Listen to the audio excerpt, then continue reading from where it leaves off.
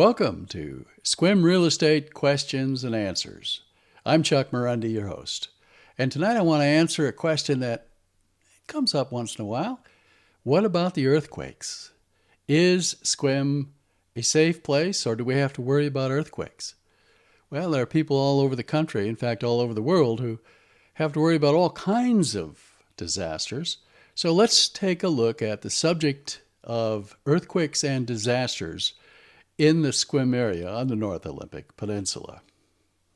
I want to show you a couple of maps here that are very, very interesting in terms of data and what happens around the country in natural disasters and earthquakes and so on. Here's a map of the deadliest natural or man-made disasters in each state. And as you can see, we have tornadoes, hurricanes, floods, transportation accidents, earthquakes and tsunamis, fires, terrorist attacks, and other incidents. Well, you'll notice the state of Washington up in the top left corner there is virtually the safest state in the nation. Look at that. We don't seem to have all these problems. Well, what's going on? Number one, we don't have tornadoes. Number two, we don't have hurricanes. Number three, we don't have floods. We don't have earthquakes and tsunamis happening here. At least they're extremely rare, as they are in some parts of the country. An earthquake can happen. We'll talk more about that later. We don't have forest fires. And we don't have terrorist attacks out here on the Olympic Peninsula. So Sequim, from this perspective, is one of the safest places and the safest states to live in. Well, let's look a little further.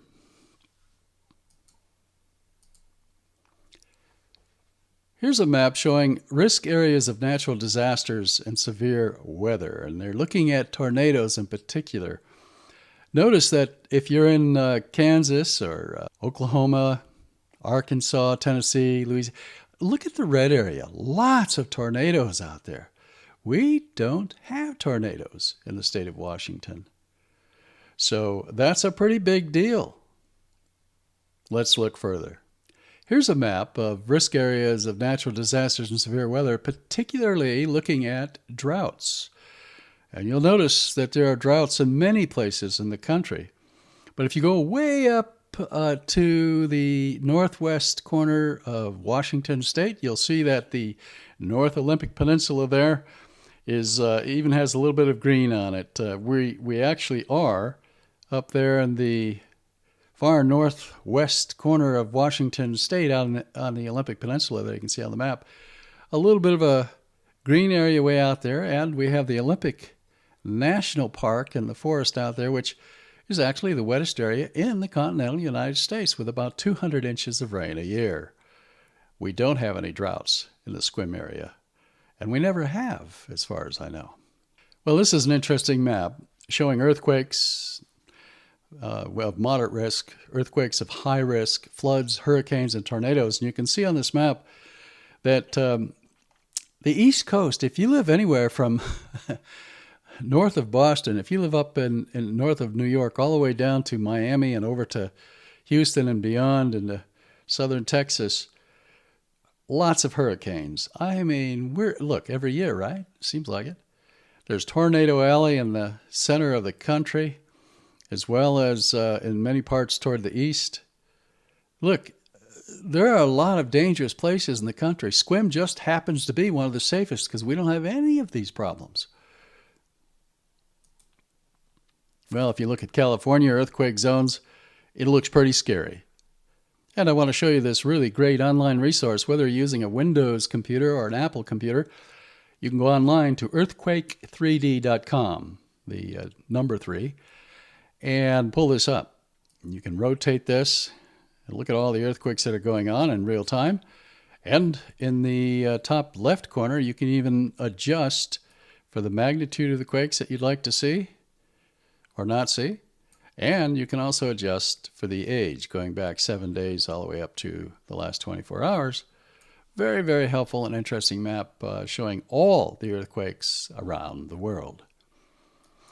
Now, I want to point this out. There are a lot of earthquake zones around the United States People tend to talk about California and the Northwest. Well, of course, the West Coast does have a large earthquake zone, and so do we up here in the Sequim area on the North Olympic Peninsula, going past Seattle. This is called the Cascadia subduction zone up here. But a lot of people don't realize there's the Virginia seismic zone, which is very, very large on the East Coast. And there's the Ramapo fault zone. It's not just the Virginia seismic zone New Yorkers have to worry about.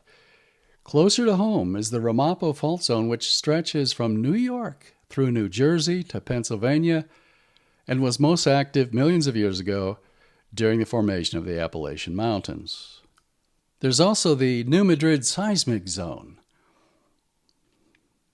This 150-mile series of faults stretches under 5 states, Illinois, Missouri, Arkansas, Tennessee, and Kentucky, and is responsible for 4 of the largest earthquakes in the history of the United States. Well, there's also the Northern Sangre de Cristo fault in Colorado.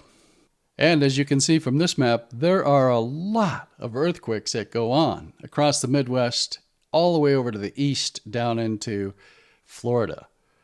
So, talking about earthquakes, Sequim is not the only place that has earthquakes, or the danger of earthquakes.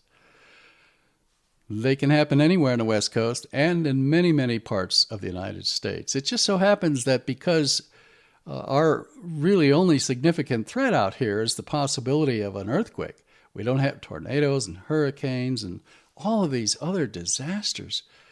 Sequim really ends up being one of the safest places to live in the entire world.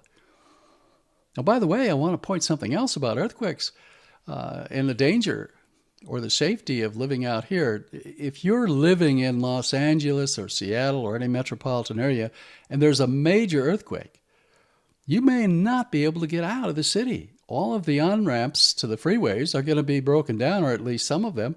Transportation systems are going to come to a screeching halt in a major earthquake. People will be stuck, as they have in the past, in areas like Los Angeles, San Diego, San Francisco, Seattle, other cities. And so you won't be able to get home, and you won't be able to go anywhere. Now, I have a client that bought a home in Sequim, and he was from Los Angeles. He told me emergency management in Los Angeles said there was only a 3-day supply of food and water for the millions of people in Los Angeles. So if I was going to be anywhere during an earthquake, I'd rather be in a single-level home in Sequim than downtown surrounded by 40-story buildings. The worst thing that would happen probably here is some of my windows would get broken in my house. There might be some damage and things fall over, but the house is probably not going to collapse. And most of us in the area here, as myself, I have a backup generator system, my own private well, and food and storage. So we're really much, much safer in the Sequim area than almost anywhere else in the country, considering all of the kinds of natural disasters that do occur every year. Well, I just wanted to talk about this because the subject of earthquakes does come up periodically. People wonder. I wanted to put this in context and give you a little bit of a background. I hope this has been helpful, if not interesting, and I look forward to seeing you in the next video.